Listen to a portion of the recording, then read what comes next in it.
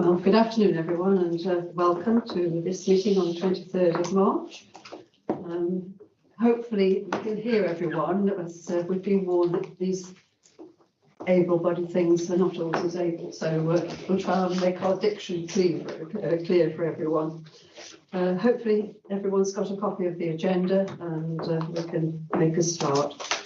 So, if we could start with the minutes of the meeting held on the 2nd of February. Now propose these from the chair, seconded by the vice chair. Okay. Okay, thank you. I think we have some apologies, so perhaps we could record those, please.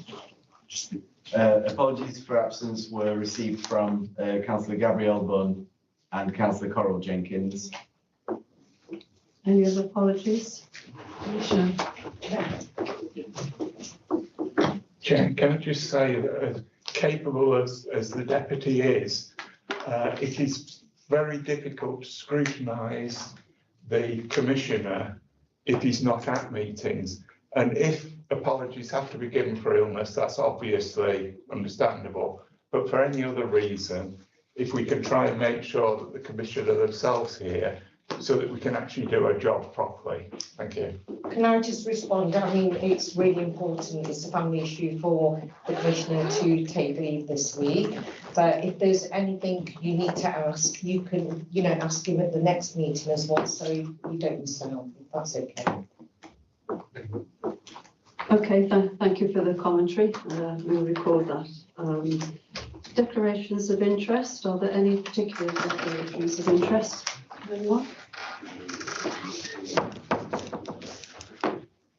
If I could just, on behalf of my fellow independent members, we're declaring an interest, obviously, in item 8 of the agenda, and we're proposing that we take item 9 before item 8, and then the independent members can leave the room, leaving the rest of it in the hands of our vice chair, because it's inappropriate that those of us whose contract is ending should sit in on the discussion. So hopefully people are content with that.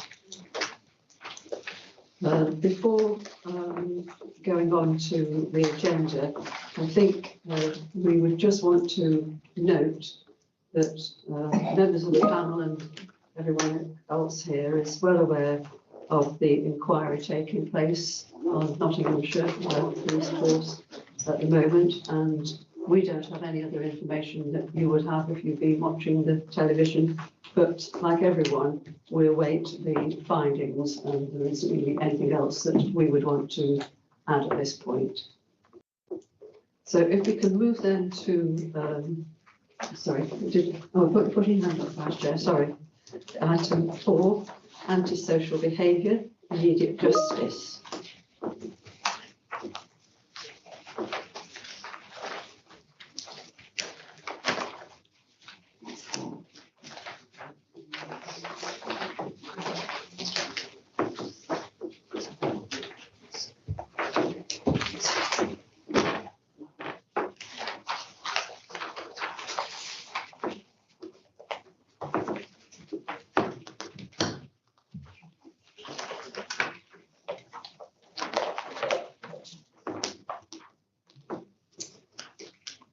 Yeah, so it's, let me deliver this. Yeah, so it's just an overview. You'll have seen the attached paper, which is an overview of the ASB immediate justice scheme, which has been operating now in Nottinghamshire since sort of January 2024.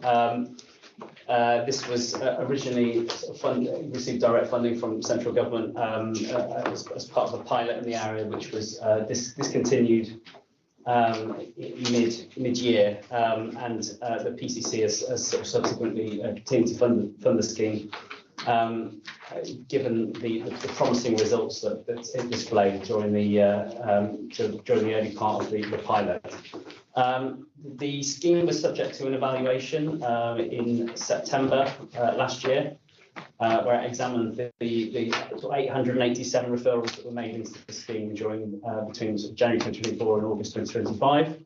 mainly involving males under 25, largely a focus on offensive drug possession, assault and shop theft.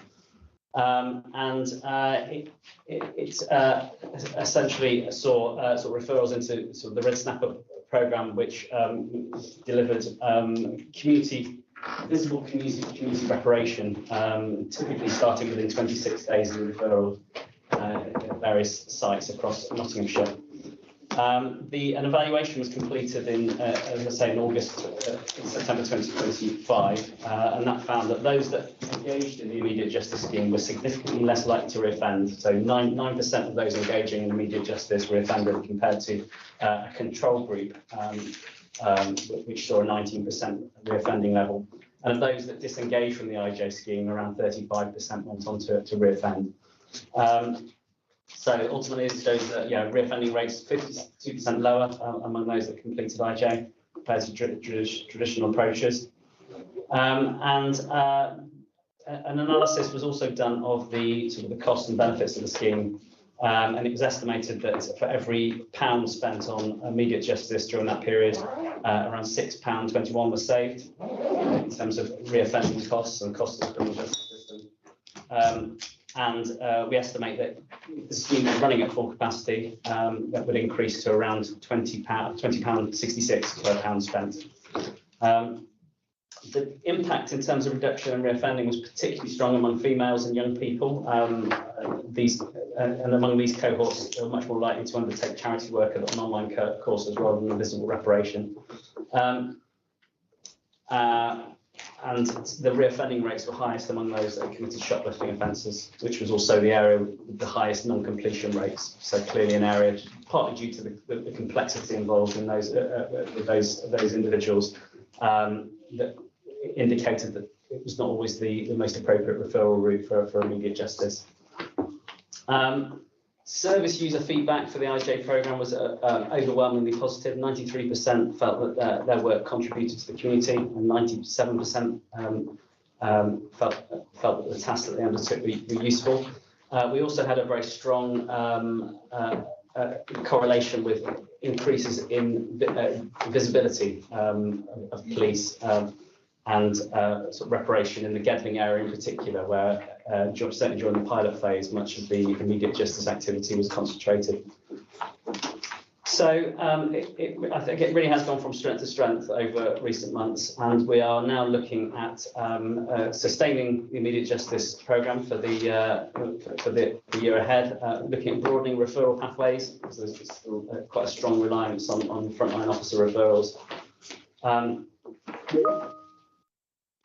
Ensuring that the service is responsive to the needs of women who are currently underrepresented within the scheme, both in terms of referral and engagement.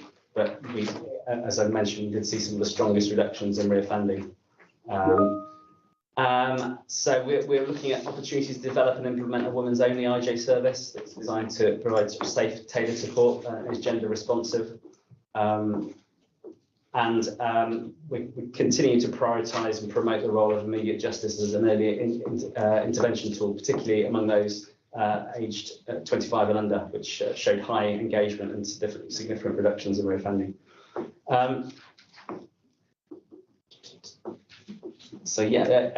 We're also looking at obviously expanding the scheme to include sort of skills-based interventions such as employability training, financial and practical support for families. So this is in terms of future development. And that's it in terms of kind of my overarching introduction to the RJ scheme. Thank you for that. Michelle, sorry, were you wanting to come in? No, I don't think so. Okay. Leslie Dalton, thank you. I've got a few questions. Can I just wrap them up all in one note? First of all, could you tell us about the referral process into the scheme, actually, how people get into the scheme?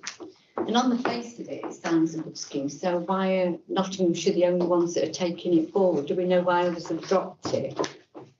And what liaison are you doing with the probation service to make sure this now overlaps with what they're doing in their areas? Mrs Delby, I don't think everyone was able to hear, Thank you. sorry, without using these things. I think if you can Project. speak a little bit louder, it was very hard for people to hear what you were asking. So first of all, could you tell us about the referrals, how people are referred into the process? And it seems a really good scheme. So why have other areas dropped the scheme? And what liaison are you doing with the probation service to make sure there are no overlaps? Yeah, okay, so at the point of evaluation, the vast majority of referrals were via sort of police referral route, so it was those that were eligible for community resolutions and cautions and the lower level ASB and sort of low harm offences.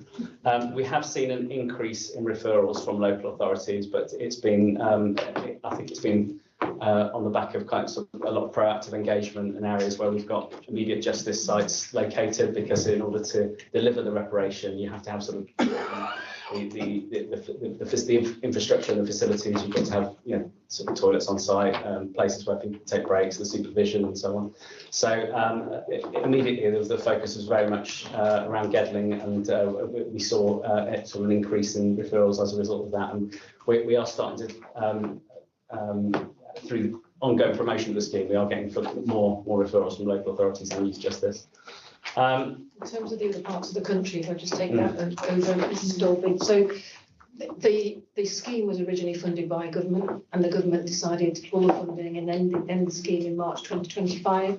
But our commission decided that it was going down really well with local communities embedded in well with the neighbourhood policing model that had been introduced in Nottinghamshire. And obviously the reoffending rates had started to show early shoots, although the evaluation couldn't give a proper picture of that until October. So we decided to continue it. As you know, the emphasis of this government now is towards more managing offenders within the community. So it's sort of swung back, which begs the question, why was the IGA funding ended in the first place? We don't know, but we've invited the Minister to come and take a look at what we're doing and how it beds into the neighbourhood model in Nottinghamshire. Yeah, and in terms of the working with probation, that is happening. Yeah, there's certainly alignment of where we've got some community payback schemes. The second iteration of the project, we've had much more closer working with probation, and yeah, I can assure you that in terms of duplication and overlap, it's there are no issues there. Ultimately, we're yeah, working very closely in relation to implement the scheme. Thank you. I've got Councillor Woodings and Councillor Taylor. Yes, so I wanted to ask again about the referrals in process. I have to say that we have an immediate justice team working around the city centre doing litter picking twice a week. And my perception from actually meeting that team, because I think they were kind of like involved in our last Love Your City Centre event, which is where we do multi-agency activity in a specific location of the city centre. My perception was that these are not repeat offenders. These are people, am I right in thinking that it's their first time that they may have encountered the criminal justice system and they're given a chance, almost a bit like, you know, like accepting a speed awareness course instead of getting points on your licence. That's kind of my perception of the criteria that's being used for the sort of people who would benefit from immediate justice. Is that fair to say? And the second thing I was only going to say about in relation to reoffending rates, if that's the case, is that another reason why the reoffending rates are better? Because these are not people who've been, or, you know, is it because they're not people who've been through the criminal justice system previously? So it's more likely to have the effect of, okay, I've given some work back in the community, I won't be doing that again. Whereas I feel once people have been through the criminal justice system, it doesn't become such a deterrent to go through it again.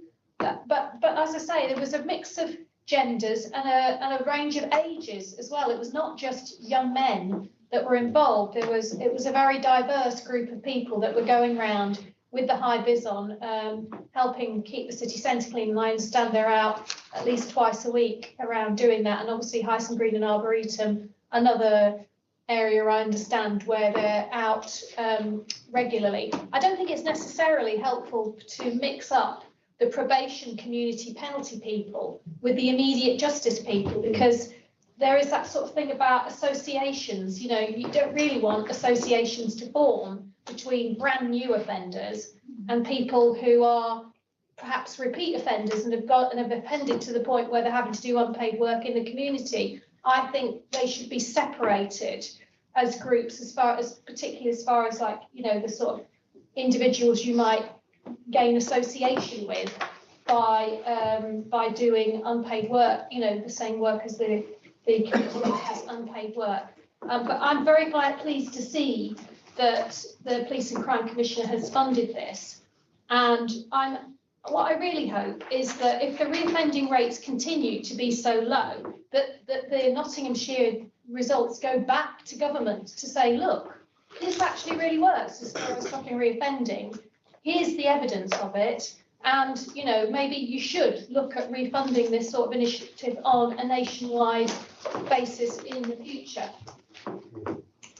Yeah, you raised a good point there in terms of the cohort. So it is clearly sort of low-level offenders. If multiple repeat offenders would be ineligible. The focus on the low-impact offences, vandalism, graffiti, public disorder, and some drug-related nuisance. But in terms of looking at the impact compared to an equivalent control group, which is what the evaluation did, so it looked at those that would be eligible for a caution or community resolution, so the same level of severity of offending, and that's where we saw that disparity, so the 19% reoffending rate amongst the control group compared to the immediate justice cohort. I think it's probably also worth noting that a large proportion of the success of the scheme has been the way that it's been sort of meticulously project managed. It was as part of a national pilot, we did sort of really sort of invest in that sort of ongoing and regular project management. So it probably explains some of the successes that have been driven through that approach compared to a number of the other pilot areas. I just want to add, Councillor Wooding says, for the first time offenders, everyone's naive at one time in life and they've made those mistakes. And what we're doing with this is giving them that opportunity to have another chance. And it's working very successfully for those people. They're learning a lot. Then they're going to different schools and they're getting into further education. So this is something that's really, really positive. And we've all made mistakes in our lives to a younger age. And if we can give those opportunities to those individuals to go on the right pathway, this is what we do it. This is just one avenue. So it's a really, really good scheme. So. Thank you, Mary. Thank you. Yeah, I can certainly endorse the scheme because we were part of the pilot in Mansfield, and the just a clarification that quite often the people who'd carried out the graffiti or small scale stuff, they actually did their shift or in the area where they committed the crime, and that was really valued by the local communities, you know, and it kind of broke down the barriers between perpetrators and the people who were in. So that's the sort of question, are you kind of trying to align that they carry out that work in those areas? And the other one is, we were really disappointed because we set up a team, got everything going, and then it disappeared, and we've spoken about this about many schemes. So if it's going to continue going forward, you know, I'd like our area to be looked at again, because we were a forerunner, but then the funding disappeared, so it was a bit of a shame, really. Okay, so on the first point, yeah, absolutely. Every effort is made to ensure that the localities in which the offences have taken place are the areas in which the reparation takes place. But for the reasons I mentioned earlier, it's not always possible in terms of the best use of resources and the infrastructure that needs to be put around that whole process. we have separately we're engaging with sort of communities and sort of local authorities to identify some of the areas that will benefit most from sort of reparation activity and sort of street clear up. So there's that to take into account also. But and in terms of the future of the scheme, funding. Well, we'll have to consider it again as part of the planning round for the next year, but I know that it's a scheme that the Commissioner favours. It just depends on competing priorities in the budget round when we get to the autumn. But he is committed to the scheme. Councillor Taylor, thank you. Thank you. It's a scheme that I quite like, but I'd like to ask, the funding for this actually ended up coming out of money that you had previously been putting into local authorities for work to combat crime and antisocial behaviour. Has there been any analysis carried out on withdrawing the money from local authorities, or reducing the money, sorry, compared with keeping it? Because clearly, we were using that money for some very constructive projects that was having an effect. And I'm just wondering whether you've done any calculations on the loss of those. Well, we certainly did consultation with our partners in relation to the decisions around community safety funding. So there are two pots, as you quite rightly refer to. There's the situational crime prevention pot that used to be the community safety core funding that we would give to CSPs. And then we consulted about putting an additional amount, or within the same pot, a portion of that pot into the IJ scheme if those stakeholders were in favour of that and they were supportive of that, because the alternative was, and I answered in terms of Mrs. Dolby's question, the alternative was the government hadn't given any funding at all, so it was the only way that the IJ scheme was going to be funded. There has been previous years when CSP funding that's been provided by the PCC has reported an underspend.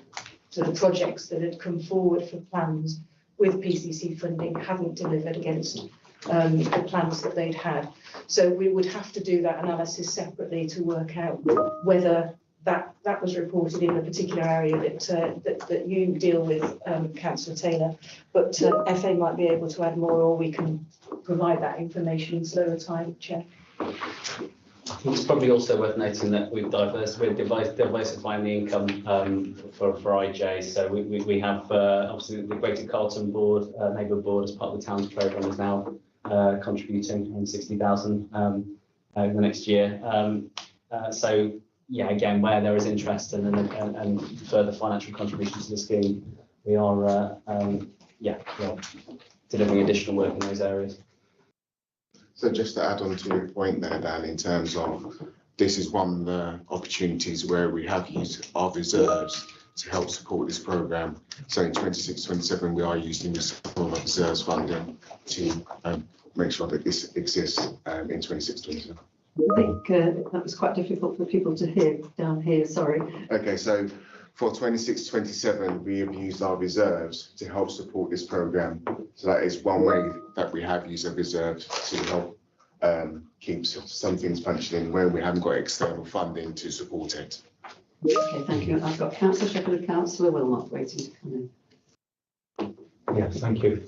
I noticed Worksop Town Centre was previously included in this scheme. Is that you're saying that could possibly continue, but you haven't made decisions yet? Yeah, absolutely. Yeah, the referrals and the hotspot localities, and it can certainly form a potential area for future IJ. Okay, thank you. Councillor Wilmot.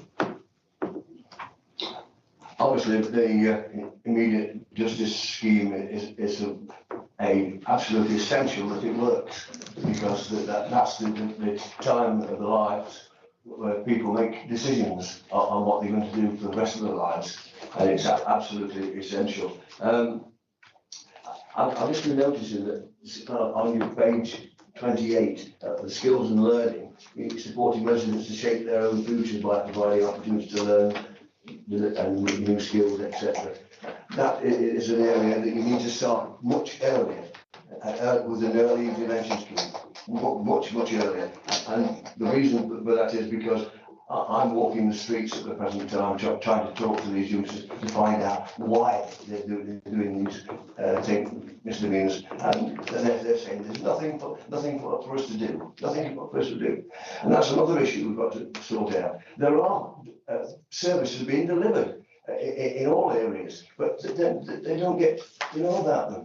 You know, so we as a group must make sure that it is actually got out there to them that this is happening. Scouts are available, and other groups and organisations, you know, to make sure that they've got something to do. It is a serious position.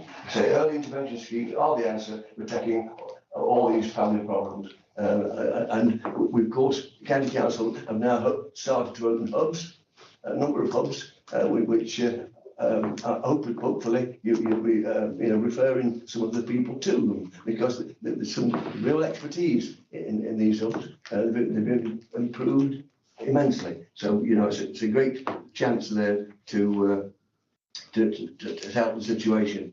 Also, I'm saying that neighbourhood policing, safety and feelings of safety. I see that a new scheme that's coming out in the next 4 years. There's going to be 1,300 extra neighbourhood police personnel. We don't know whether the police CPOs or whatever they are, but that is a good idea. But the main thing is you've got to get the police out on the streets where the activity is taking place, and talk to the residents.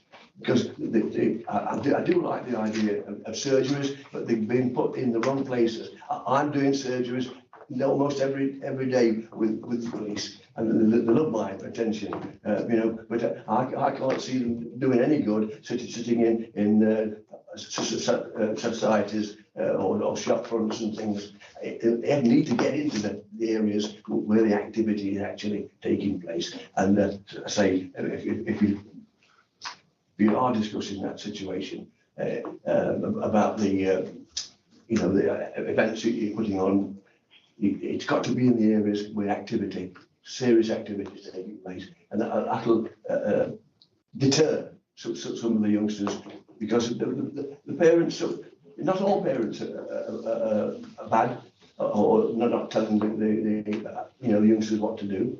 And they all should be, but we've got, unfortunately, a number of people that the youngsters aren't getting the correct, sayings and workings that they need to be. So thank you very much for listening to me. Thank you. Do you want to come back? If not, I've got Mrs. Good afternoon. I'm just looking at page 29, and you have a chart here relating to the ethnic mix of the people that were involved and were referred to the immediate justice system. It does appear that people from the black community are 2 to 3 times more likely to be referred to the immediate justice system. How does that relate to the reoffending? Because I don't think there are any figures for that. I will need to check whether the I think this might be one I'll need to come back to you on in terms of the detail of the evaluation, whether it was covered as part of that. I don't have that figure. I know you mentioned 9% reoffend, but whether that relates to ethnicity, I don't have that figure in front of me. Yeah, I do know that disengagement amongst minority ethnic groups was higher. So amongst the black participants, there was a 21% disengagement rate. Compared to sort of 20.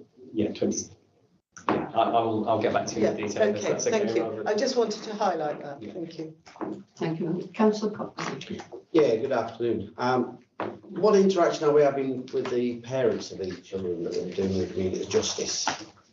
Because I think we have to look at that as a start point, as well as investing in these new opportunities. But I think we've got to take it back to the home as well, haven't we?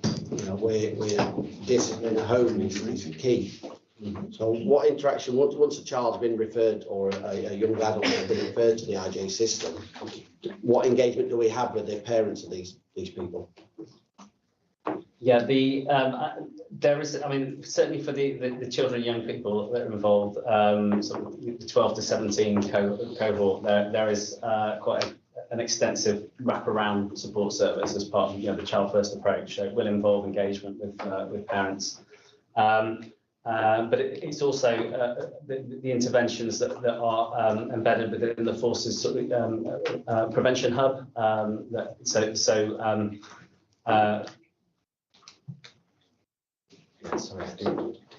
So the Forces Youth Intervention section, so has sort of one-to-one youth worker support as well that's linked in with those individuals, providing the reparatory justice, which will be tailored to the individual's needs and interests in terms of delivery of the RJ, but will also include sort of links to an engagement with parents and families.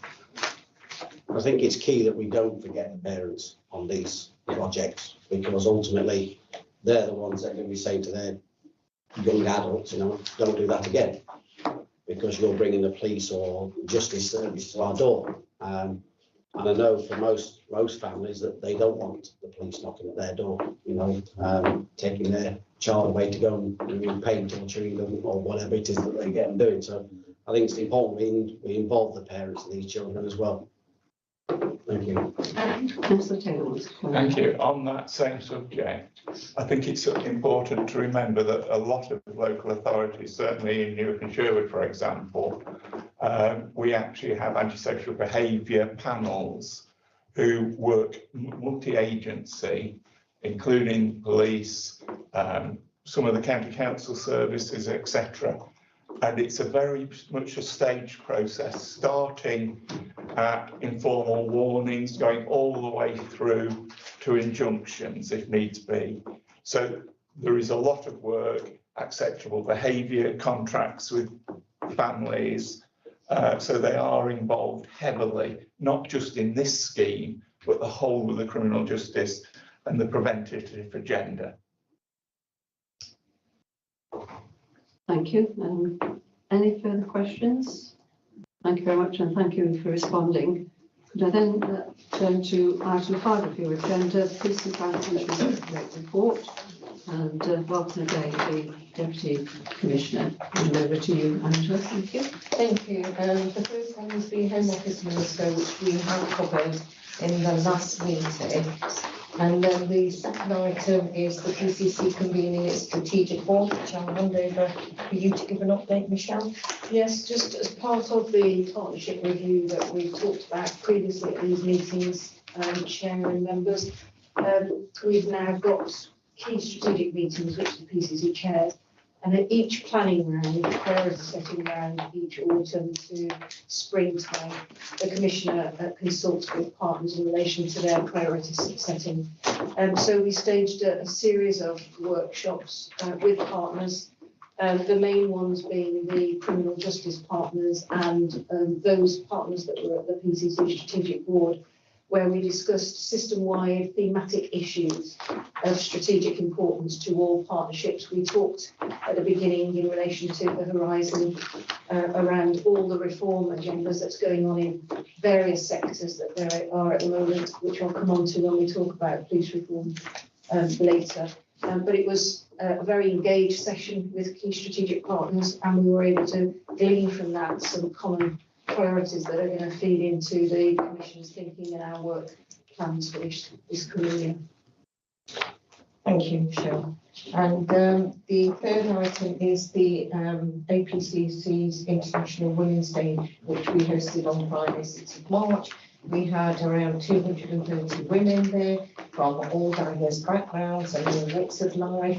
We also recognised some of the survivors with a recognition certificate in the afternoon, and others who worked in the fork sector. This gave women there an opportunity to see what kind of org services are available both in the city and the county, but also other services that they can engage. It was an opportunity for them to connect with each other, engage with each other, access various therapies we had on the day, and they thoroughly enjoyed it, and it was something that was important that us as an OPCC wanted to do. One way of raising awareness on what hawk is services out there, what are the generic services, and recognising those survivors who are grassroots survivors who will never get recognised anywhere else, and it was important for us to put them on that platform as well. So that's that one. And Suma, you attended our event on that day? I did. It was very informative. Thank you for attending. The next thing is about our Commissioner Peter Godden. He's been holding his first Nottinghamshire first public safety social in Bassett Law. It's what Councillor John Wilmot was mentioning about going out in the communities. He will continue to do his ward walks as well, but he really wants to go out there and talk to the public and be in the heart of the community. So the first one that he attended, there was only 50 members there who he engaged with, and they raised various issues they had. And these will continue. And the second one will be hosted in Gedling. So hopefully slowly he'll be getting around all the city and the county to do these, because he finds it really important, like what Councillor John Norman said, that, you know, to talk to the public and talk to and engage into the root of the communities, and that is what he'll be doing, and that's what he wants to do. And finally, we have a pilot project which was mentioned at the previous meeting. It's the Operation Leicester. It's about the spiking project. We've got that on page 36 and 37, the feedback we gave on the last meeting.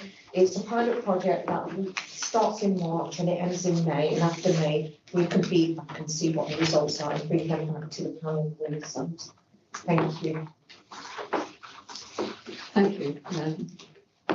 First of all, could I just ask a bit of clarity for what you were saying about the invite that had taken place recently? How are the is it by invitation only to these sessions with the Commission? And how are they publicised? Public Safety Social, John can answer. John. Yeah. Hello, John. Yeah. Welcome. So John is our head of communications and engagement. Yeah. So we have a ticketing system on the Eventbrite. So we publicise that on social media through Knox alerts and through the newsletter. So we also make contact with local councillors in advance. So Councillor Ellis, for example, who's liaised with about the upcoming Gedling one. And it's very much about getting out into the community in advance and making contacts, getting some insight before the event, and then bringing people in to have a big discussion in a roundtable sort of format. That's very collaborative, using there'll be council representatives from the community safety, there'll be the local inspector from the area and their team, but also members of the public and local services all coming together in a shared goal to enhance public safety. You wanted to just come in, Councillor? Yes, I attended the Bassett one in Worksop and found it very helpful, very good event, for people could raise their local issues. I probably need to look again at publicity or emailing councillors, because I couldn't find any evidence that I've been emailed, but another councillor told me about it and I was able to find out that way and then book the tickets on Eventbrite. So yeah, just keep working on the publicity. Hence why I was asking what the process was. yeah, but about 50 or 60 people were there, something like that. It was quite good. Yeah. Thank you for that. Anything else you want to identify here, Angela, at all? No, those are just the updates. Thank you. Thank you. I've got several hands going up. I think you were first. I think Councillor Taylor, and then Mrs. Harding. Thank you. A couple of questions, really. The first one was regarding the police no longer receiving reports of statutory noise nuisance. I'm really concerned about that. If the police aren't going to respond to noise nuisance, particularly out of hours, then the public have got no one to do it to, that has got the authority to close down parties or raves that are being put on in houses. So I'd ask you to look at that quite seriously. It is a real concern. The second thing was the knife figures, the knife crime figures, which were, I think we can say, atrocious and really concerning. But just as part of Newark and Sherwood's drive, we're actually bringing the Knife Angel to Newark to run for a month from April the 21st, to actually have a major drive to say to people, that particularly youngsters, it's wrong to carry a knife and it can totally ruin your life. It's not a protective thing. It's a really dangerous thing that people can do. And we're going to have thousands of young people involved in that to help get the message across. Whilst Newark isn't heavily on the knife crime list, it's something that we're committed to make sure it's not. And any support that the PCC can give that, it would be appreciated. Thank you. Mrs. Barding, thank you. On page 32, you mentioned direct charging for retail crime. I'd just like to know how police officers determine how to do direct charging and how it works, because there isn't really much information in this comment. I appreciate it is going to reduce the amount of people who come to court. And as a person who does work in court, 3/4 of the work that's presented to us now is shop theft. So I'd like to know if this is small amounts or how it's dealt with, because it would be useful for the community to know how it's working, and also the general public when they see it in public, when they're in a supermarket and they see people stealing things. I'd like to know how that's dealt with. Yeah, so just in terms of, the sort of direct charging, since it was first launched at the beginning of October, there have been 310 jobs recorded of direct charging for retail crime on niche systems. There's been some dip sampling to ensure that, so it's relatively small volume really in terms of the grand scheme of all retail crime, but there's been some dip sampling, 25 randomly selected cases dip sampled as part of the retail tag jobs, all of which resulted in a positive outcome, a charge or a summons, and on the basis of the information that was available were deemed to be appropriate. Extrapolating that to the 310 jobs, it was estimated that around 620 hours of police time was likely saved as a result, based on an average 2 hours per custody process per prisoner. So it's certainly delivering efficiencies, and we do have some assurance that it's being used appropriately and proportionately. So we can. Sorry, so the police officers are called, and then what happens? They'll assess on the basis of the information that's available whether there's a strong case to proceed, and then it will be direct charge, summons, caution. So it goes to caution for out of court disposal. Yes. Yeah. Right. Yeah, okay. Thank you. Thank you for clarifying that. My apologies, Councillor Taylor. I didn't give them a chance to come back and answer your questions. Just on the first point, certainly, I think Councillor Taylor's referring to the paragraph that deals with the ASB protocol with partners in relation to which agency is best placed depending on their statutory responsibilities, but also the National Right Care Right Person initiative that has been rolled out in every force in the country. There was a long lead-in time, certainly in Nottinghamshire, where partners were engaged with in terms of this is how we feel that best agency is able to deal with these different aspects of antisocial behaviour. So there was consultation so that those agencies that were going to be affected with the police saying that is a matter for you in terms of statutory responsibilities had pre-warning in relation to putting resource around those particular aspects of antisocial behaviour that the police said we shouldn't be dealing with calls in relation to this so that we can concentrate on policing and crime demand purely. So that negotiation has happened. However, I will take Councillor Taylor's point back to the force because they are obviously monitoring that to make sure that there's no gaps in service and with partners to make sure that no issue is falling down gaps. If you like. If I could just add to that, just a point of clarification, it does only apply to the statutory noise nuisance cases. So where you've got noise which is criminal in terms of persistent, linked to public disorder, if it's targeted, if there's a harassment element to it, for example, it would still be dealt with by the police. It's purely the statutory noise nuisance complaints, which are sort of isolated, sort of one-off, usually isolated one-off sort of noise nuisance incidents, which and this policy has been adopted in line with the recommendations of HMIC, so it's in line with sort of the national direction. Did you want to come back, Councillor Taylor? Yeah, it's still very worrying. If one thing that does happen, for example, is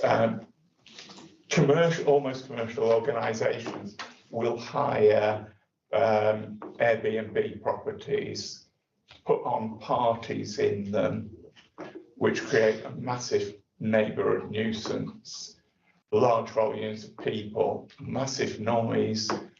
And it sounds as if you're not going to attend those now. The police are not going to attend them.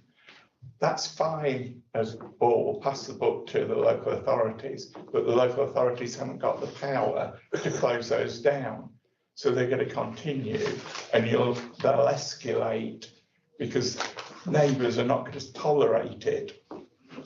I think, Councillor Taylor, as Dan has said, if something is like that is persistent and it's verging into harassment or other criminal offences, it would be looked at by the police. And what you've described would be put as part of multi-agency problem solving in a locality anyway. So partners on the ground will be working together to assess whether this is a one-off or a persistent course of conduct that triggers criminal offences. We've got Councillor Wooding's waiting and also Yeah, if I could just come in on that response, because I don't feel it's sufficient at all. It's guidance from a national level. Now, we have residents who live in the Lenton area of Nottingham, where there's a lot of students living in HMOs. At the end of term, they throw big parties, but they don't do it in a harassing way or anything like that. But it's not particularly helpful if a student household is throwing a huge party next door to you and you call the police to say, we need you to shut this party down because I have a child who needs to go to school tomorrow. But, my child it can't be based on a pattern of behaviour, because if it's just a one-off party, but it's something that happens in that vicinity, that's all very well. And Councillor Taylor's absolutely right. Council officers, even if they're working through the night, which they don't, they do not have the powers to shut down parties. What they have to do is they have to go to the door and give a verbal warning, then they have to walk around the block, then they have to give a written warning, then they have to walk around the block again and give them a reasonable period of time to stop, and then they can issue a financial penalty. They don't have the powers that the police have to go in and actually seize equipment and actually shut things down and threaten to arrest people for, noise disturbance. I went to a neighbourhood action team meeting for my ward of Baseford recently, and the police who presented very much said the main thing that we get contacted about in neighbourhoods is noise. And I understand if it's a neighbour making noise during the daytime or during the early evening when we have, our own teams out, that's fine to redirect that to the council. But it really doesn't help if you have a one-off party in the house next to you. I don't see why you should have to stay awake late at night. And I do worry, as you say, that residents will take the law into their own hands. You will have conflict possibly of a physical nature, possibly of a criminal damage nature, if neighbours think that the police aren't going to come, they'll go and take their own action if they're capable. So I really do think that the police need to think about this policy, because you're right, if it's a harassing neighbour, we can deal with that. We actually have a selective licensing scheme in Nottingham. So if the students did repeat their behaviour, we take it up with the landlord and we say, you need to regulate your tenants or throw them out, frankly, if they're going to be antisocial. We have the powers in the city to deal with that. If you don't have a selective licensing scheme and you don't have civil enforcement officers, community protection officers, councils literally have no staff and no powers to shut down a party happening next door to residential properties overnight.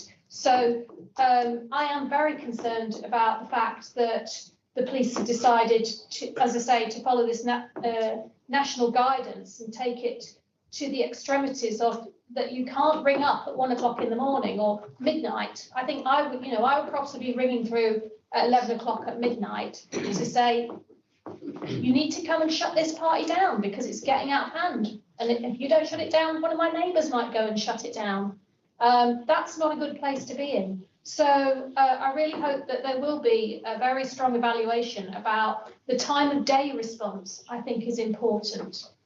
Because it cannot just be a pattern of behaviour, persistent behaviour, when we have one-off incidences. Like you say, somebody hires an Airbnb. This is happening in Sneinton. People hire an Airbnb to hold a party. They have a party overnight in a residential area and they're gone the next day. You can issue all the warnings you want as far as the council's concerned. It doesn't make any difference. So, Chair, as I've said, I'll take that back to the Chief Constable. It's an operational question, but obviously the PCC is interested in his role in holding the force to account in terms of the ASB protocol and the rollout of right care, right person, and whether other agencies are picking up those issues that the police say they can't respond to because they're not the right agency. I will use those specific examples from councillors when I talk to the Chief Constable on the PCC's behalf. I just want to check if Mary Abrahams is on the same topic. No, okay, we'll pick you up in a second then. Can I just add, we need to look at the Airbnb's regulation as well. They need to take responsibility and be accountable of who they rent out to. And if there are parties out there, we need to hold them to account. Thank you. Is there another comment you wanted to make? No. Okay. Jen, can we just ask about the response to the knife crime? I was saying how worrying it is the increase in knife crime and the knife angel going to Newark. And you was asking if there's any kind of support we can provide on that. I have heard that there is going to be the knife crime angel coming and. I think the VRP are attending and have provided support after the decision had been made by Newark and Sherwood to host the knife angel. Okay. Councillor Wilmot, do you want to come on this topic? Because I've got Mary Abrahams waiting, but do you want to come and join in this discussion? Yes. Yes, please do then. Oh, thank you. Because this is a different topic, so. Thank you very much. Obviously, I welcome the idea of the Commissioner going to public safety social in Bassett Law, and pardon me, and I just hope that he will commit himself to each of the other areas pretty quickly, because you know there are antisocial behaviour problems in all areas, and especially in my area just at the present time. Obviously, I agree that an antisocial behaviour action plan should be introduced, and don't forget it is absolutely essential to make it important to ask the public and business to report any incidents they see. That's one of my biggest issues at the present time. People keep saying this and that has happened, but nobody's reported it. I mean, you know, if we could only get people to report things, the crime would reduce immensely. I do know that. I fully support the idea of working closely with other agencies and other councils as well, and that the approach will make sure, your approach will make sure that your demand for action is correctly routed to the agency most in the position to resolve the issue.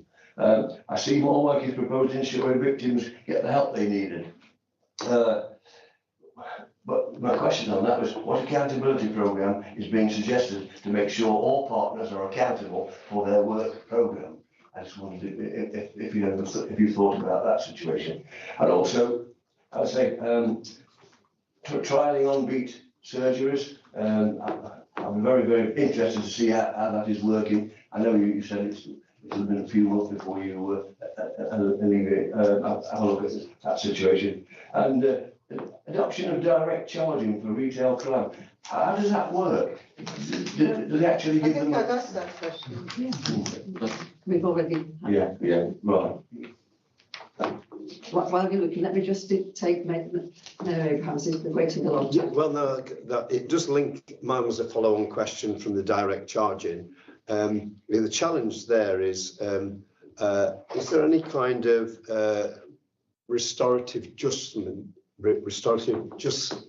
element to it, in the sense that, you know, you quite often have a very young person, you know, who's working in that store, and, you know, the effect it has on them from theft. And because you're actually in the situation during direct charging that you've got the perpetrator there, I'm just suggesting that's an ideal opportunity where you have to, you know, if they can realise what the effect the theft has on those young assistants or people working in the shops, it might, you know, it would be really, it's not opportunity lost because you're there, got both happening at the same time. So it's just something to think about going forward. Yeah, it's a really good suggestion, and we're looking at that as part of our out of court resolutions programme, and the sort of the restorative justice approaches. But yeah, absolutely. I think there's another cohort in terms of the retail crime cohort, where you see a high level of complexity and sort of, you know, substance dependent, mental health related. They form a large proportion of the retail cohort that aren't always sort of best placed to those interventions won't necessarily impact on their reoffending rates in the same way, but certainly there is also a cohort that will benefit from that approach, I'm sure. So we'll look into that. Yeah, and capturing that maybe on the communication strategy, because it's seeing both sides of the coin.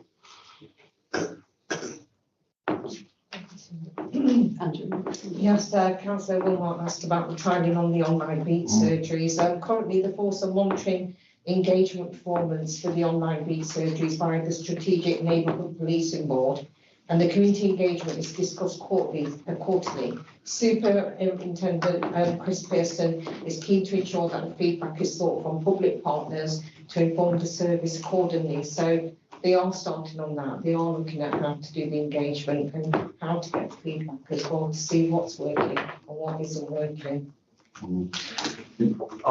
Just quickly on the government's neighbourhood policing guarantee, the guarantee was that they would not be taken away off the area that they represent.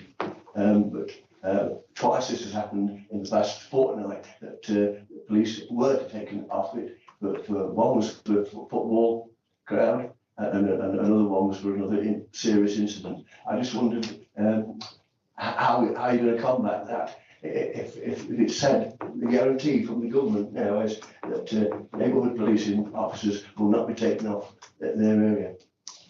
I think at the end of the day, they try their hardest not to take them, but if it's a serious incident, you know, and somebody is needed, you can understand them abstracting somebody for that serious issue. I don't know about football.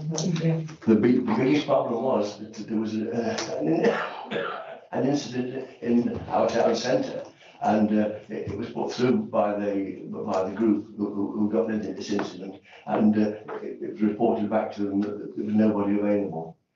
And that is being investigated at this present time, that situation. But it is essential. If you're going to have neighbourhood policing, you must have people available in that area. Thank you. Well, there are no further questions. I'll pick up to move on to. Okay, do you want to? Sorry, I just had one, and it's just a point of clarification, really, and it's at paragraph 421 on page 37. It speaks about the Virtual Decisions Knives programme to be delivered through funding from the Home Office Hotspot Action Fund. And it's sort of stated elsewhere that the hotspot funding is coming to an end. So is there residual funding in 26-27 to cover that?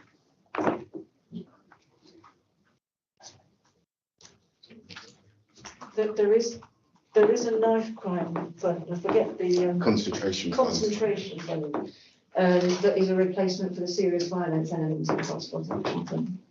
Right, so it's under another. Yes, they've rebadged. Can you just repeat what it is? Sorry. I always get this wrong, the knife crime concentration fund. Knife crime concentration. Concentrated. Right. Yeah. Thank you. No, thanks. As I say, a point of clarification as well. Thank you. If there are no further questions, can we move to item 6, the Police and Crime Plan Performance Update, pages 51 to 76, and I'm assuming the Deputy Commissioner will pick up on this one.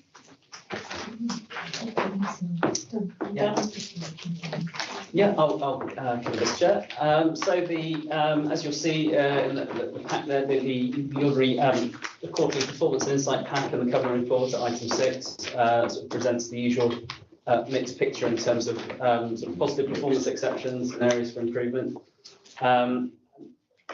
It's probably important to note that this comes quite late in the reporting quarter, so the next week we'll come to the end of this quarter and be able to start the report on the January to March period. But as it stands, the latest quarterly report takes you up to the end of December 2025, and I'm pleased to report that that the downward trend in public confidence that we've seen since 2022 has officially stabilised. We eagerly await the January to March results, which are, as I said, during the next couple of weeks.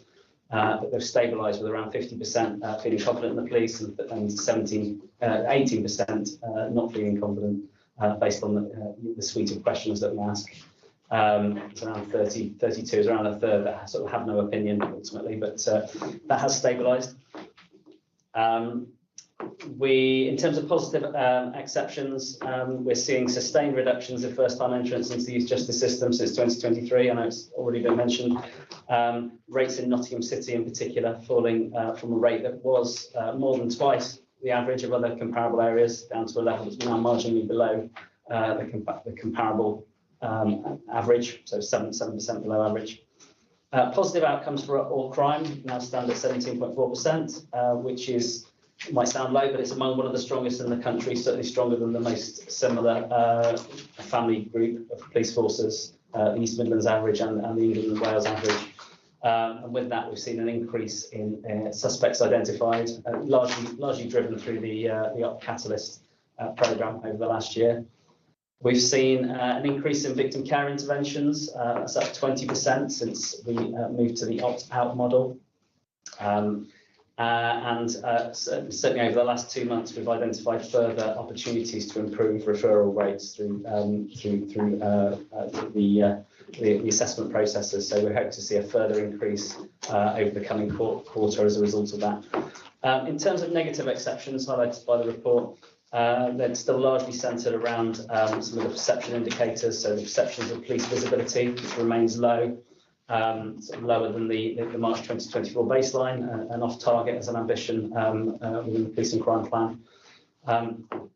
You've already heard about a lot of the work that's underway to kind of promote beat surgeries and through social media and better sort of promote and communicate action taken via social media, as well as some national improvements in sort of the reporting of police action through sort of single online home. The perception that police are tackling issues of greatest concern, again, it's following a similar trend to the police visibility. It's stabilised over the last quarter, and we hope certainly through sort of the targeted multi-agency problem-solving approaches that continue to be rolled out across neighbourhoods. That we hope that this will help to deliver an increase in this area alongside ongoing work to promote action taken on social media. Hate crime and community cohesion is identified as an area of risk. We've seen a 4% increase in reports of hate crime, partly affected by some summer unrest and related national developments. But we do believe part of this is linked to improvements in reporting or increases in reporting. We have seen a decrease in perceptions of community cohesion as well, noted in the report from the Police and Crime Survey, 3.7% reduction. So they're kind of the headline positive exceptions and negative exceptions. But I would just also quickly mention, because it's already been touched upon today, but the 7% increase in knife crime or serious knife crime that's shown in the pack. I think it is important to put some of these figures in context. You know, we know while obviously every knife crime is one too many. I think it's important to highlight some of the context to these offences, in that it's a small number, a relatively low number, which is subject to fluctuation, but also we do note that while we've seen a marginal increase in a small increase in levels of serious knife crime, actual knife harm related to knife crime has reduced over the last year, based on the information that's available to us through the East Midlands Trauma Centre. So we've seen a 15% reduction in trauma calls for stabbings in 2025. And that marks a 30% reduction since the peak in 2022. So I think we've talked previously about the kind of long-term downward trend in serious violence. Overall hospital admissions for knife crime in the current year are down 5% and 36% among under 25s. So I think it is important to put that one KPI in the context of some of the kind of harm-related measures that we also have available to us. Can I ask a question before opening to the floor? You've mentioned several times that the way you respond to things is through social media. How do you reach a big percentage of the population that don't access the things that under 25s will do? How are you reaching out to those people? Yeah. So we have. Do join us at the table, John. So yeah, we have a number of ways to reach out to people. So we have a newsletter that has a print run as well as digital run. We have social media. We have a Not Alert system. So if you subscribe to our Not Alert system, you get an email that tells you various. I'm talking hard to reach. That's right. Hard to reach. They still won't use those things that you just announced. It's a lot of community engagement what we do on a regular basis. We go out in the communities, and we've got 2 engagement officers. The commissioner goes out, I go out, and we go out and engage with them on various issues. It depends what the issues are as well, and but we do ongoing engagement to the communities where there's language barrier, there's literacy issues there, and that is just a day-to-day ongoing thing that we do, because we want to reach out to all of the communities out there, and we look at different ways of engaging with them as well. And that could be at faith groups, it could be at the churches, at the Catholic Church, like with the Romanian communities, or in the hubs where they go, you know, to do some various different activities. And the other example was like the International Women's Day, where we brought all the women from different diverse communities together to engage with them. And we looked at language barrier, we looked at literacy, we looked at those who were deaf as well. So we accommodate their needs, and it depends on the needs of those individuals. But Chair, you make a good point earlier in relation to the public safety socials that the Commissioner started doing and how we advertise. Because if we're trying to reach more people in person using that forum, but we're advertising it on social media, we're sort of defeated the object. Absolutely. So we'll take that back in terms of how we are publicising things like that, where we're trying to engage with some of the communities. For instance, rural communities, we do quite a lot with rural communities. Where they wouldn't necessarily look at social media to know how they can engage with their commission. And on top of that, there's a lot of groups and communities out there who have WhatsApp groups, And so information. WhatsApp groups or social media? Well, it's like a video went out there with them, and it can get, this is what we've engaged in the past of translating the languages, because a lot of them use WhatsApp groups to make calls back home and video calls back home. So like, for example, with the Romanian community, we have a Romanian person translating that information. That's how we've done it. So like I said, it depends. You know, you go and do the face-to-face in person, but also it could be WhatsApp groups as well. But yeah, translated literature is another thing. So I'll open it to the floor. I can pick up later. Yeah, thank you, Chair. I'm not loud enough. Or not enough? No, lovely. I think we can hear you. Okay, yeah. Well, we're sort of 2 years in now into this report, and this public perception and confidence is low. You know, we're trying to sell it here that you say it's 50%. That's positive. We're looking at this report; they're all down. You know, it's not. We're not looking at the report that's coming. We're looking at the report that's in front of us. Public confidence with police, that's down. Perception police are visible in areas of greatest need, that's down. Perception police for tackling issues of local concern, that's down. Victim satisfaction with the service they receive, that's down. And to me, that service is what the neighbourhood team are about, the neighbourhood policing teams. I've raised it before, and I'd like to thank Councillor Wheeler for when he represented me at the last meeting. Unfortunately, I couldn't come, where he put the Rushworth argument across against the precept and everything. But I want to take it further than that now. I've spoke with the PCC, I've spoke with the Temporary Chief Constable about the neighbourhood policing numbers. It's not just Rushcliffe, it's across the whole board, across the whole county, where the neighbourhood policing teams, where they've had the observation of the reach teams, where it's ring fence. These will be neighbourhood teams now. These are the minimum numbers. These are what are going to be dealing with neighbourhood issues. That has not materialised. You know, we're now running at 66% staffing. I understand we're losing another person. Are they going to get replaced? The chief can't tell me that. There's no guarantees. He's still talking about abstractions, nighttime economy, football matches, and actually covering response. You know, the buck stops in this force with the neighbourhood policing teams. We've got lots of officers in the background in force control areas and force intervention teams. Even they come back to rely on the neighbourhood teams to do their jobs. They're refusing to do that. They haven't got the capacity to do the jobs we asked of them because they're short staff. You know, where do we move from that? You know, the public perception is the neighbourhood team. They're the face of the police that meet the neighbourhoods. It's not the intervention team, it's not the firearms team, it's not the response team. They go to specific incidents. The neighbourhood team is your core policing. And to me, we've got it wrong, totally wrong. The triangle is upside down. The front line is so narrow now, and everything is now back office.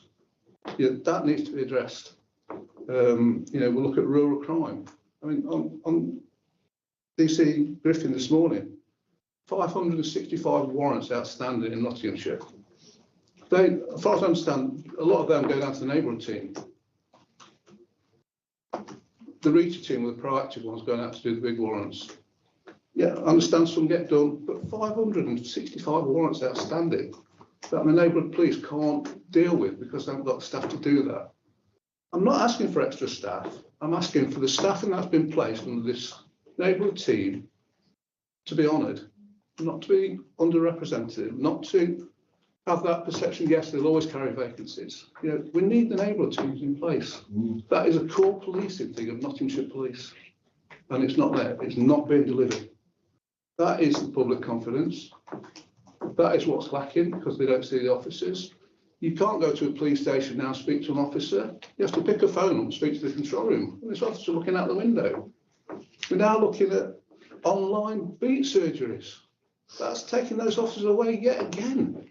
From face to face. You know, what happened to the front counters? People pop into the police station, speak to your local officer. I've never seen them. I've never seen officers in my village, often responsible going through. That's because they haven't got the time to do it. We've lost that core policing. And it's absolutely appalling as far as I'm concerned that nothing's been invested. All we get is yes, no, it's the same. It's all across the force. Well, why is it across the force? We need those officers.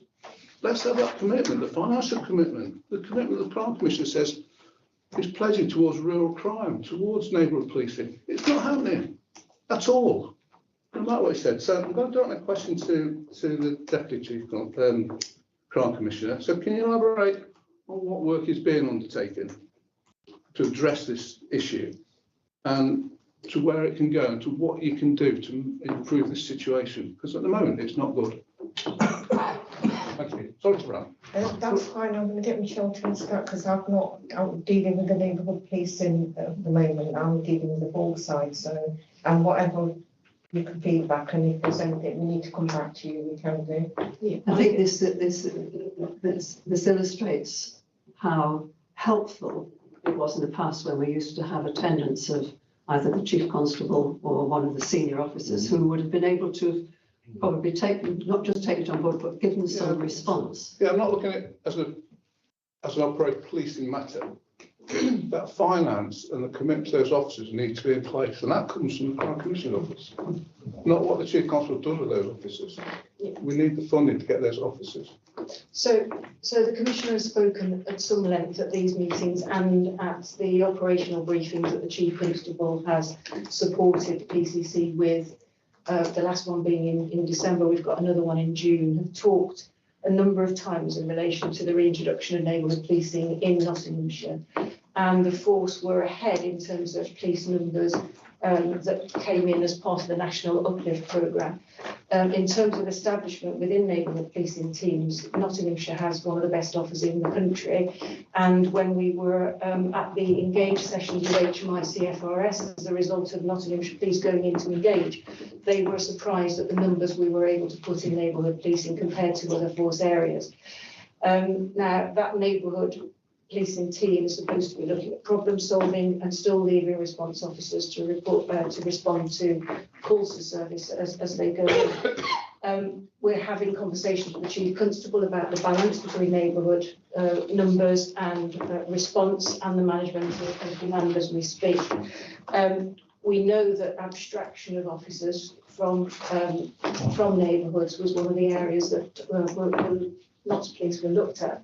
And their abstraction policy deals with nighttime economy, football and other pre-planned events. So what I'm hearing in terms of Councillor Inglis's experience doesn't tally with what we're being told by the force. So we will take that back and the Commissioner will be concerned to hear it.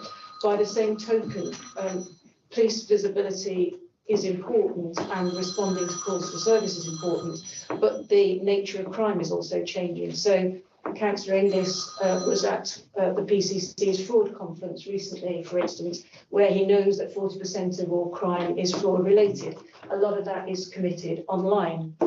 So having officers on the beat, high visibility jackets isn't the answer to all of our complex crime picture and demand that is on policing, modern day policing these days. So specialist units are in place, enabling services are in place, that is structured to meet the nature of demand on policing and modern day policing. But in terms of the experience on the ground, Councillor Inglis, and other comments we've had today, we will take that back and the Commissioner will be concerned to hear that that's not tallying with what we're being told around numbers and what those abstractions actually relate to. So any specific examples that panel members can give me, BCC can use those in his conversations with Temporary Chief. Thank you for that. Can I just come back on that one? Yeah. Yeah, I'm not asking for cops on every corner. All I'm asking for, I'm not asking for extra cops. We're asking for the officers to be put into place that was pledged when it all changed for the neighbourhood policing pledge, that these officers will be there. And that's never been matched.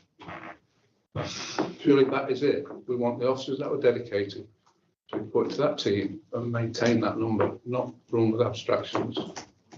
Appreciate those operational reasons why they do get abstracted, but not when they're starting to cover shortages in other departments. Thank you, thank you. I've got a number of people waiting to come in. Councillor Shepherd first, then Councillor Ellis, and then perhaps. Yes, it's a question I've asked before. So Bassetlaw does come very low, as does Ashfield, in terms of perceptions of police visibility and confidence in the police. And I commented before on the social in Bassetlaw, and that was a positive move, and that was good. And I think the new inspector is having a good impact. But is there further work being carried out to try and understand and address the low level of confidence in areas like Bassetlaw and Ashfield?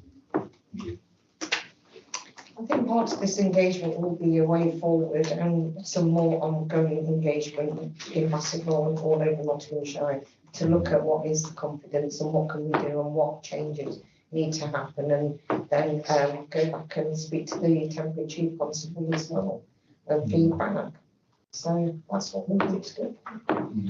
Yeah, no, I'll just add that when we look at the drivers of trust and confidence across different local authority areas, it's a very different picture, and it's not it won't be surprising to hear that visibility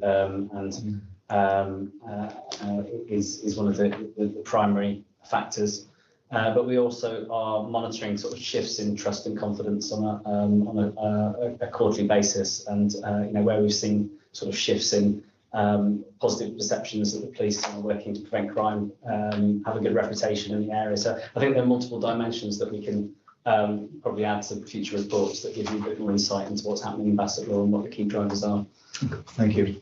Thank you. So we've got Councillor Ellis next, and then Mayor Abrahams, and then Councillor Williams. Thank you. I want to support what Councillor Inglis was saying. I think my perception, and I'm picking up from elsewhere, that although, as we've said, the panel has long supported neighbourhood teams, and there's been a big support of the Commission in that.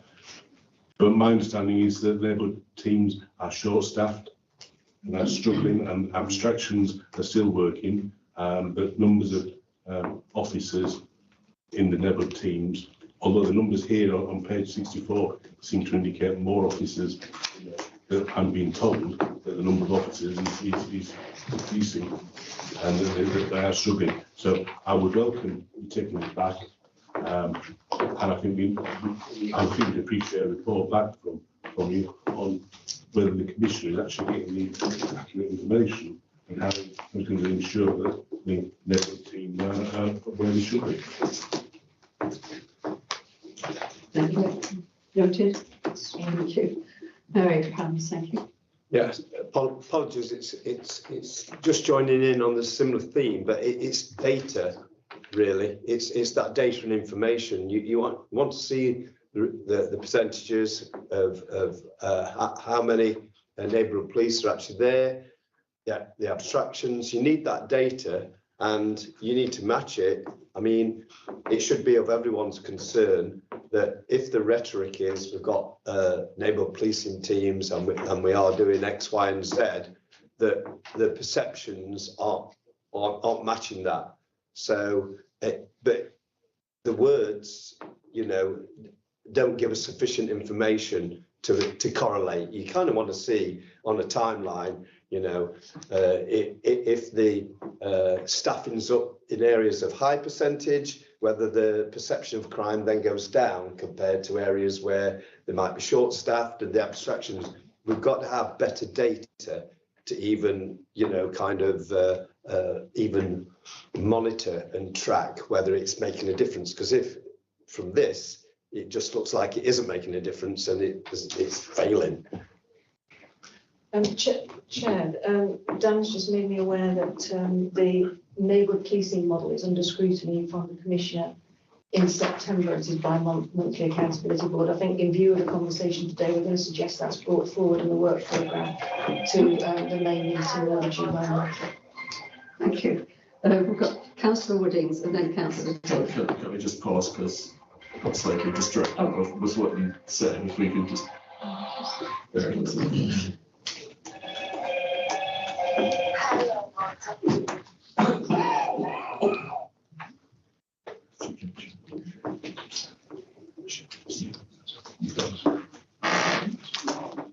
It's not the case.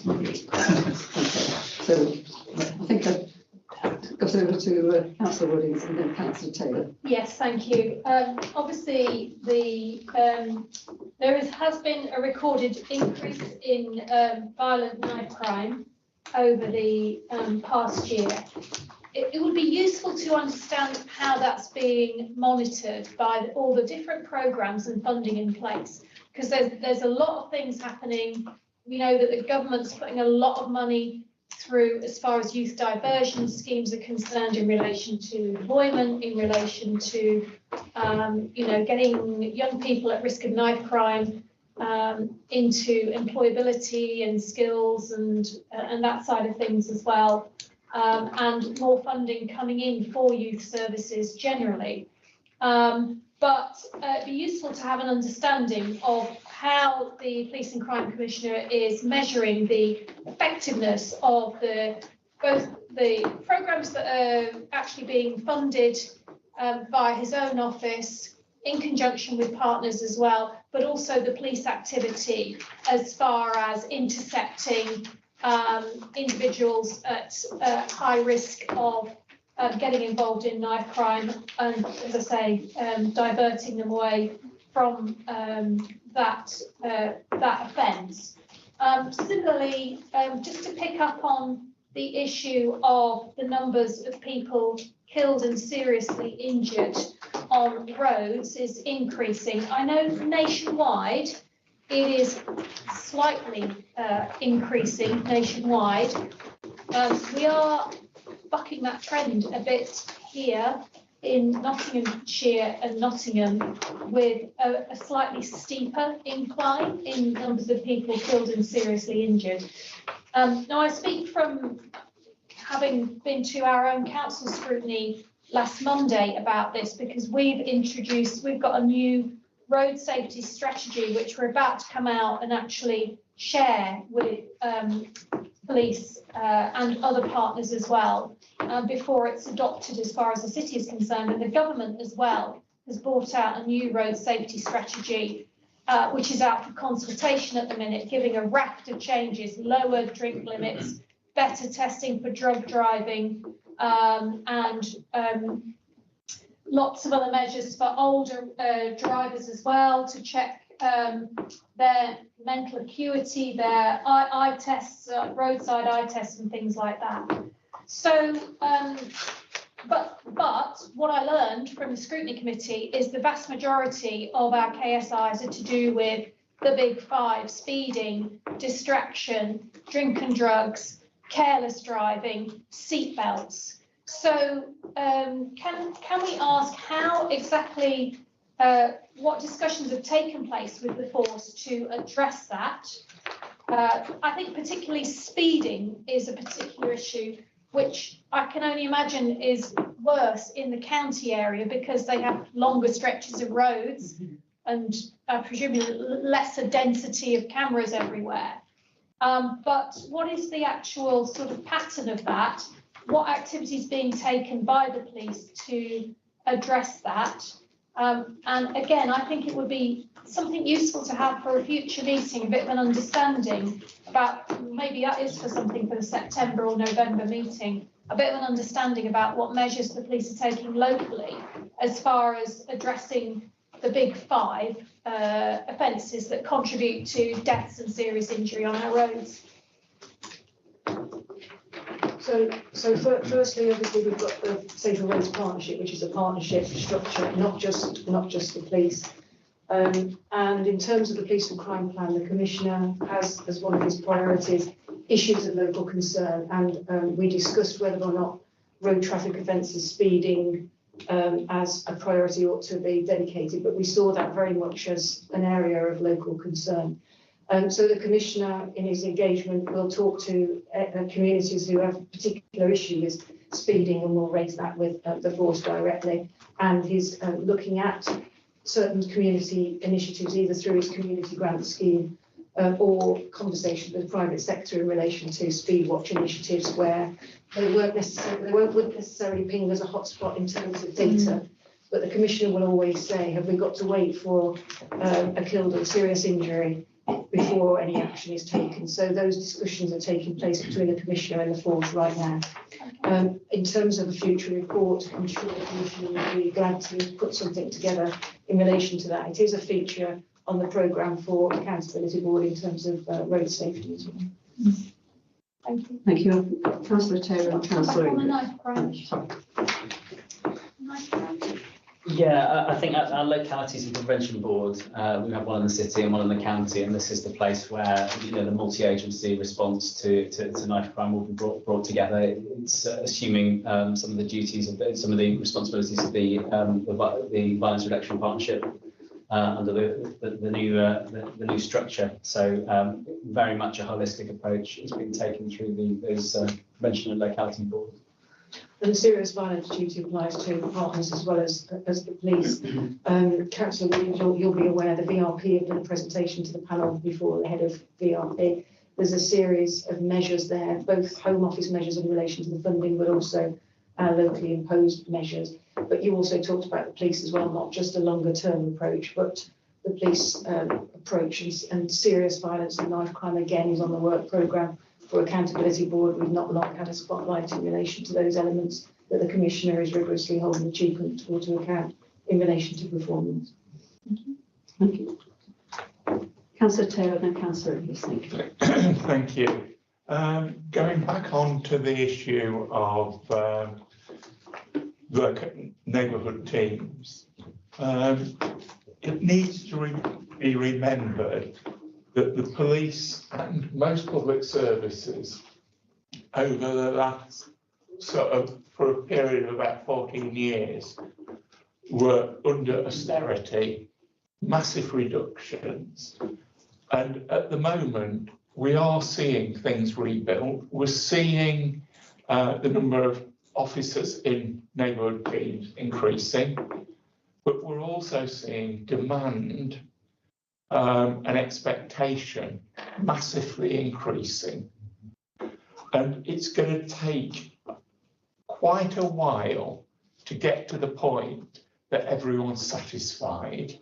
And yes, it's wrong to extract people to back up, but some departments need backups in order to ensure public safety, for example.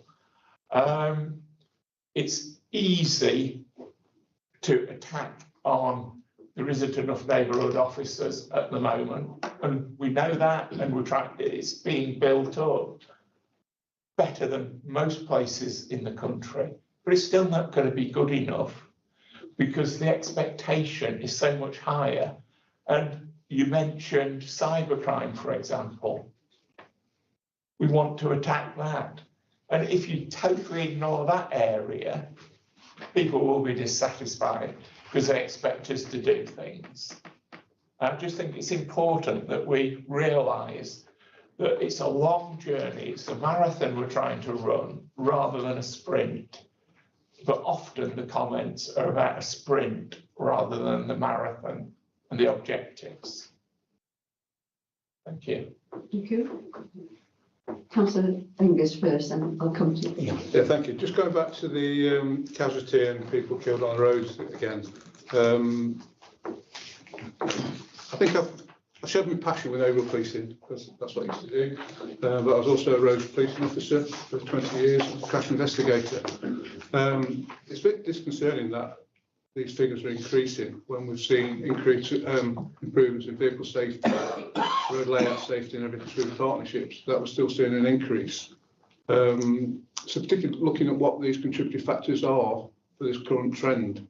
I know we've had a few multiple fatals in single collisions, which may enhance the figures a little bit. And we mentioned about speeding. Yes, speeding is a factor in a lot of crashes. But it's not just exceeding the speed limit. It's exceeding the speed for the conditions, which causes more collisions than anything else. That link with driver behaviour is the biggest cause. We address speeding with the cameras everywhere. Not everywhere, we do the job. But what we're not looking at is the driver behaviour. You know, we've got a limited roads policing team, and I understand that is now being condensed now with officers' numbers again. That's been condensed from the roads crime to the roads policing, I understand. So that's been condensed. So I'm asking again, like, we used to have roads policing, a lot of the forces now looking at a roads policing department to address that, to look at the HGVs, PSVs and everything else that goes with it, dry behaviour, and something to take away for the Crime Commission to look at, to whether that comes part of neighbourhood policing as well, to review roads policing.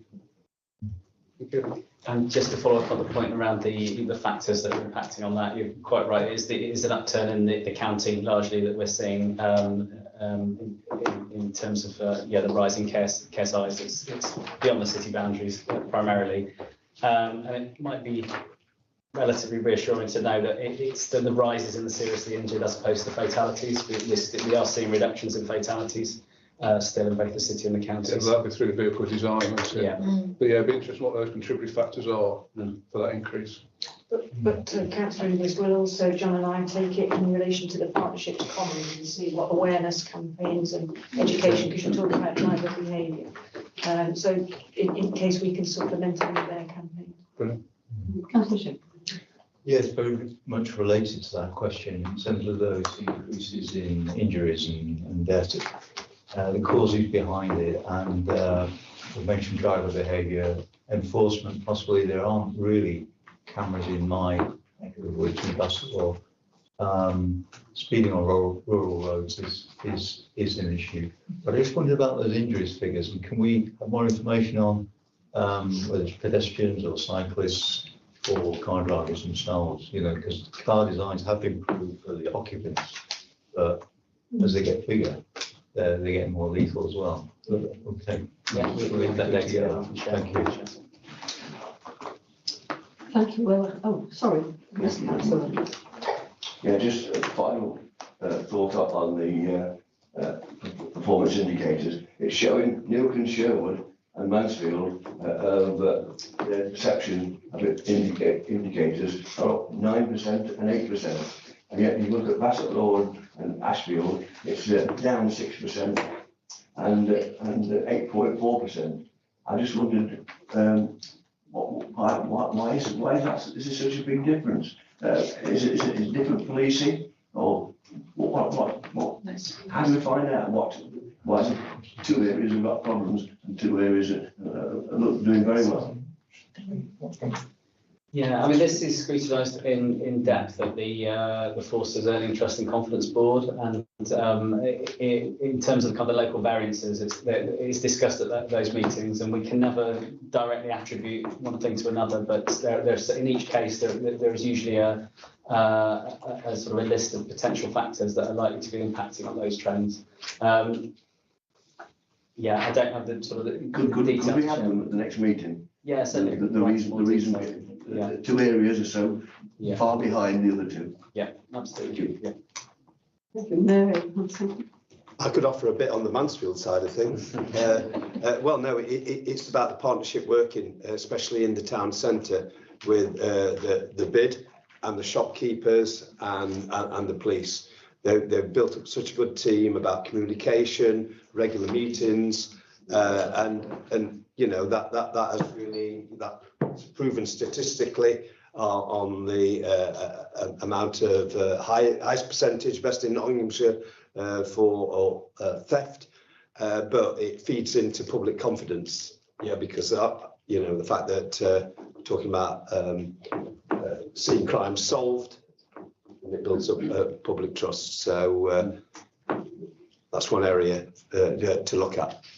It's probably important to note that of those that we survey for the Police and Crime Survey, only 20% of them have had actual contact with the police in the last year. So we're talking about much broader kind of, universal perceptions really. So the importance of the media and word of mouth in all of this is absolutely critical. I mean, the actual, I'll give a heads up. Jay Rollerton, who's the head of the business investment district in Mansfield, really pushes that agenda, and those meetings, regular meetings, have proved successful, building up a good partnership. Yeah, I'm just picking up on the two issues in Ashfield and Rushcliffe being sort of low down the scale, and it's great to have a community team in Mansfield where the shops are and where all things, but I come from a village area, and we don't see the police. And that's one of the things that we face as a problem, is that we're not seeing the police and represented in our community. And that's why you probably get the disparities. It's, again, you'll probably see that Sutton Centre, because there is a fairly large policing team because of the ASB stuff that's going on. But you come to the outside of the villages and the rural aspects of the county, and that's where you get the disparity. It's because we're not seeing the policing effort outside there, because it's all focused in, as Mayor Abraham said, and others. It's great in the city and great in the larger towns, but you know, we need to see that same capability out in the villages and out in the rural aspects. And I think you'll see that once Ashfield and the other areas get to see that, you'll see the difference where it'll start to increase. But at the moment, that's why I think that's where the disparities is, because we're not seeing the policing effort in the smaller areas. And it's a very complex issue, isn't it? Trust and confidence and perceptions, because you might look at an urban area where there's a crack house closure order being carried out, and two residents in that street. One will say, I'm really glad to see the police are doing something active and proactive in our neighbourhood. The other one might say, well, I didn't think there was an antisocial behaviour problem in my area or a crime problem, but now I do, and I'm really worried. And it's so complex in terms of individuals and how they answer questions and whether visibility is the answer or not. And rural communities see police cars whizzing by and think there must be some trouble here. I don't see police normally, so I'm now fearful of crime in our rural community. So I think the police try very hard to understand the drivers of trust and confidence in an area. It's a snapshot in time, and they try to address it either proactively or reactively and respond. We've talked in the office about feedback loops as well, so where we pick up local concerns, making sure that we go back to communities and say what the answer is, or talking to the police, talking to communities about police action in their area. But as I say, sometimes it has mixed reactions. When you do tell the communities about police action, you will get that mixed reaction about feeling whether they feel more safe or less safe as a result of what you've told them. So it is a complex picture. Thank you, colleagues. If people are content, could we move then to item 7, which is a paper provided about the police reform. I think it was known at the time. I'm not sure if things have moved on since then. Do you want to show the slides? No, I can just speak to them. That's okay. Yes, okay. There's a big circulation of the papers, so. Yes, so members, just in relation to police reform, I provided a paper and there were some slides which you're welcome to have circulated, which was in a nutshell what police reform is offering up. A white paper came out on the 26th of January. There is a plethora of police reforms that are working through the parliamentary process, including consultation now. They divide in terms of what they're about. One, in relation to the creation of the National Police Service, and I think the theme will be what policing services, what capacity and capability for policing will be seen at the national, regional and the local level.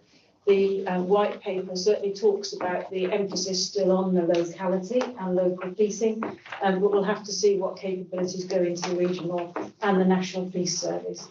Home sec powers are going to be increased.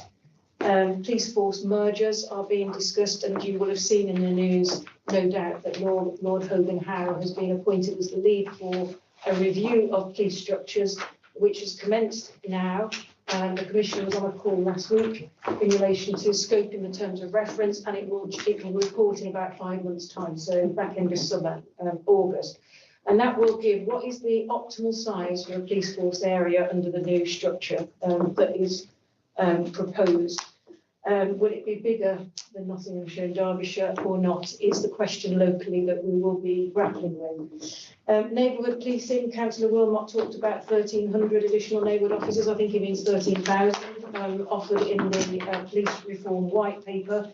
It talks about new standards to prevent abstraction. So all the issues that you are talking about today will be part of government reform.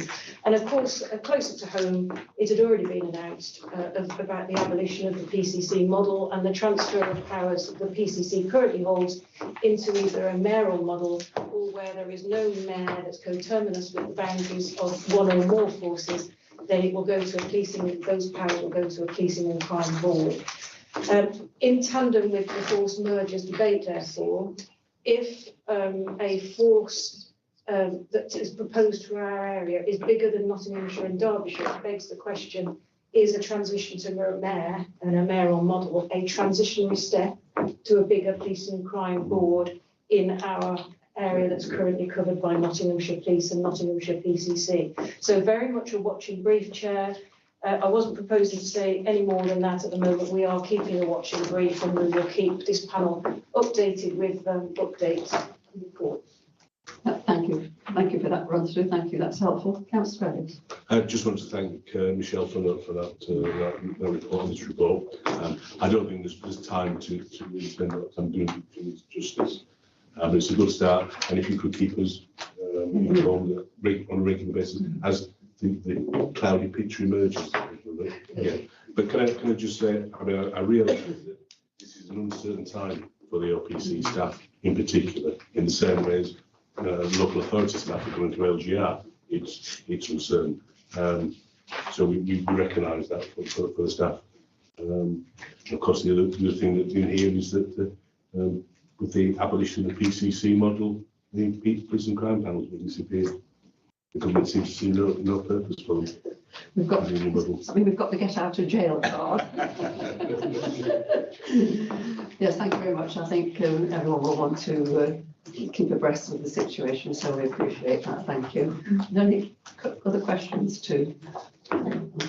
No? Okay. People content then to please just take item 9 first, the work programme.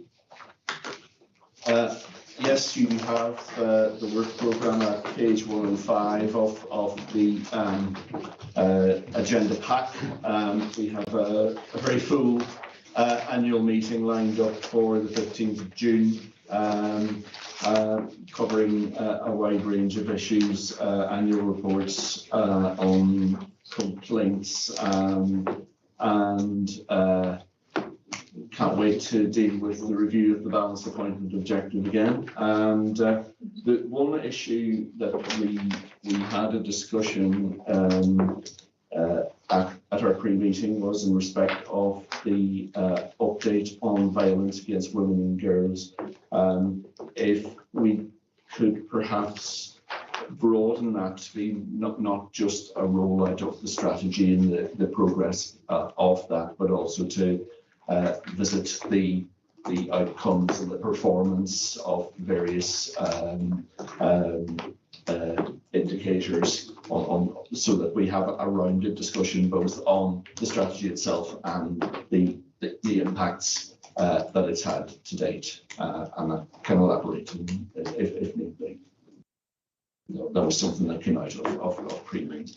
I don't know if anybody else has any other issues or items that they want to add to the meeting, to the work programme. It probably will be coterminous with information we get on the future and one or two things that we might. Oh, very well. I think the only other one was the ASB protocol and evaluation of noise nuisance. It doesn't come back at some point. So if I can, through the chair here, ask the independent cooperative members to leave the room. Thank you. Yes.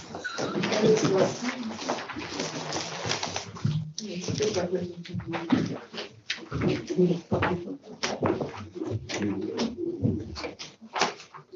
you.